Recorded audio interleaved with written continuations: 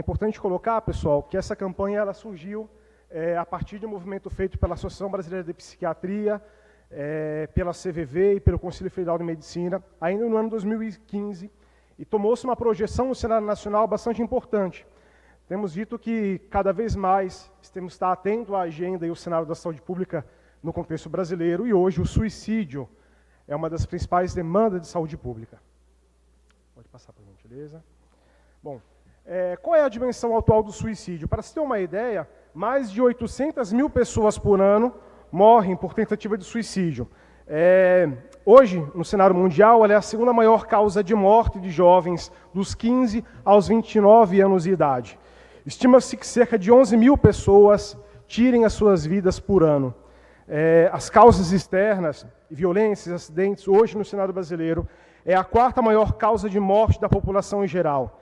E a população dos 15 aos 29 anos é a terceira maior causa de morte da população em geral.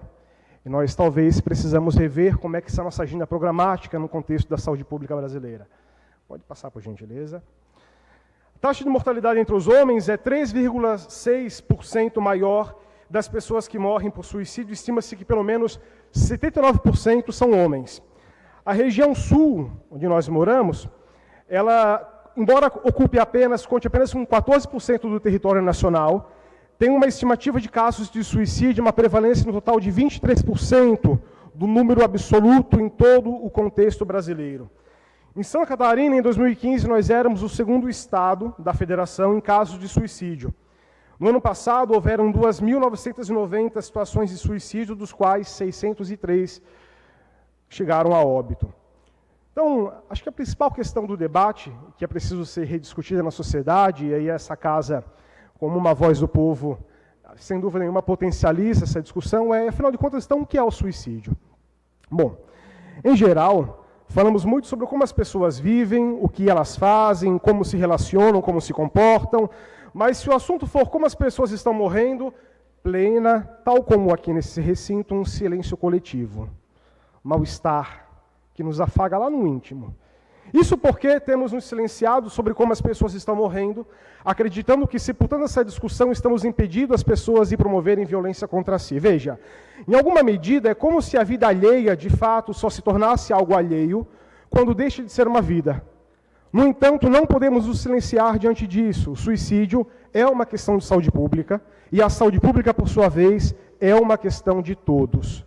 Primeiro, é preciso romper a barreira, permeada no senso comum, de que falar do suicídio acabaria por incitar ou induzir a ideias suicidas. Ora, isso não é verdade. Ninguém vai dormir bem e acorda com vontade de aniquilar a própria vida. Em suma, senhores, falar sobre o suicídio é uma das poucas formas de preveni-lo que nós temos.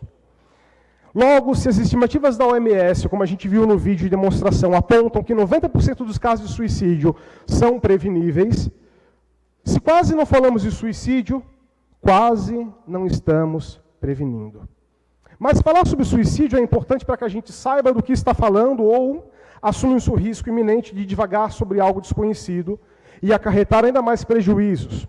Na nossa cultura do senso comum, é habitual a adoção de posturas julgadoras, reflexos das nossas intolerâncias construídas social e culturalmente e que precisam ser revisitadas e reconstruídas. Não abordar o tema suicídio só aumenta ainda mais o tabu e dificulta o tratamento aos usuários que precisam de uma atenção em saúde. Precisamos, senhores, falar sobre o suicídio não só para tratar os pacientes, mas também para prevenir a toda a população. Existe uma métrica imperiosa acerca do debate sobre o suicídio, e ela é fácil e simples de entender. Quanto mais a gente fala, menos ele acontece. O suicídio, de acordo com as pesquisas científicas no segmento da área da saúde mental, é assimilado como um evento decorrente, ou seja, é aprendido como uma consequência de um sofrimento, de uma dor, de fatores psicológicos, sociais, que se instalam comumente associados a algum quadro de transtorno mental. Ainda que exista os eventos exprimidos por sujeitos categorizados no eixo da saúde mental como sujeitos neuróticos, é importante que saibamos que, na maioria das situações, a tentativa de suicídio não é um recurso para chamar a atenção, mas sim resultado de um sofrimento vivenciado, que urge como motivação associada à incapacidade de lidar com as angústias experienciadas por esse sujeito. Muitas das vezes, o suicídio se demonstra como uma suposta alternativa para excluir o sofrimento que parece degradar o sujeito de forma tão profunda a ponto de parecer algo insuportável, embora o indivíduo não deseje realmente o fim da vida, mas sim o fim do sofrimento. No contexto epidemiológico, identifica-se que algumas patologias estão mais ou menos associadas ao risco de suicídio. Doenças como o transtorno afetivo bipolar, transtornos de personalidade, o uso abusivo de álcool e outras drogas, sobretudo o uso da cocaína, além de questões relativas a condições de insuficiência socioeconômica, redes de apoios fragilizadas, estão intimamente associadas aos atuais índices de suicídio no contexto brasileiro. Para se ter uma ideia, para cada morte de suicídio, estima-se que ocorra até 20 tentativas de suicídio. E uma tentativa de suicídio, quando não mata, deixa severas sequelas na vida do sujeito. Portanto, é importante que estejamos atentos a discursos do tipo não vale a pena viver ou seria melhor que eu não estivesse aqui. Isto porque nossa ênfase não se debruça sobre o evento decorrente, que é o suicídio, mas sim sobre os sinais indiscutíveis de sofrimento, que são sinais de que algo não está indo bem. Normalmente, as tentativas de suicídio estão associadas a algum evento traumático que ocorreu nos últimos 6 meses da vida do sujeito. A perda do emprego, um processo de endividamento, separação conjugal, ou ainda a assimilação de que algum objetivo da vida tornou-se um fracasso, que acabaram tornando potenciais, como nós chamamos na saúde mental, gatilhos disparadores. Em certa medida, os sintomas associados ao suicídio normalmente são evolutivos, se agravando com o tempo até chegar a uma situação grave ou severa. Portanto, senhores, é nesse contexto que os serviços de atenção à saúde e o trabalho de linha de frente assumido pelos profissionais da saúde, sobretudo os profissionais dos centros de atenção psicossocial, se desenvolve. Para esses profissionais, diariamente, desvelam-se desafios para o exercimento da capacidade de cuidado, de escuta, de atenção em situações de crise, que compreendam o sujeito nas suas múltiplas expressões e demandas e na sua singularidade biopsicossocial. Além disso, temos o desafio constante de abordar o tema de forma ética, profissional e técnica. O suicídio e a ideação suicida não são um problema de caráter, não são uma mera questão de personalidade, mas senão uma questão de saúde mental, que antes de ser mental é primeiro de tudo uma questão de saúde integral. A primeira e mais potente forma de tratamento e também de prevenção é falar sobre isso, informar, ressignificar, compreender a profundidade das motivações que levam o sujeito a achar que aniquilar a sua vida é uma forma de resolver os seus problemas. Esta atenção para lidar com o sofrimento humano não encontra-se compartimentalizada em caixinhas de remédio exclusivamente. Senhores, os medicamentos por si não são em todo o suficiente. Eles não findam em si. É mais um recurso de apoio somado a outras tecnologias de cuidado, como forma de intervir sobre essa questão, que é uma questão multicausal. É importante que se diga que mesmo para os usuários com recidivas, o tratamento adequado permite seguir uma vida absolutamente saudável e funcional, a que tipicamente aduzimos como uma vida normal. Precisamos fortalecer, senhores, nossa capacidade de escuta. Os profissionais de saúde mental, diariamente, se percebem desafios que às vezes parecem extravasar a própria capacidade de intervenção. Veja, por vezes, tirar leite de pedra é a nossa especialidade. Mas temos um desafio ético, político e profissional. Um desafio que iniciou com o nosso juramento profissional e se vigora dia a dia, senhores, na relação com os usuários. É por meio de nós, profissionais da linha de frente, que as vossas celebrações eleitorais junto aos vossos eleitores, em menção de defender uma saúde com qualidade, são concretizadas. É pelo nosso suor que a capacidade de cuidado se desvela. São olhares atentos e pelos ouvidos sensíveis dos profissionais de saúde mental que a vida do sujeito são ressignificados e ressurgem com uma condição possível, mesmo quando tudo parece ruir e o sofrimento parece devastador.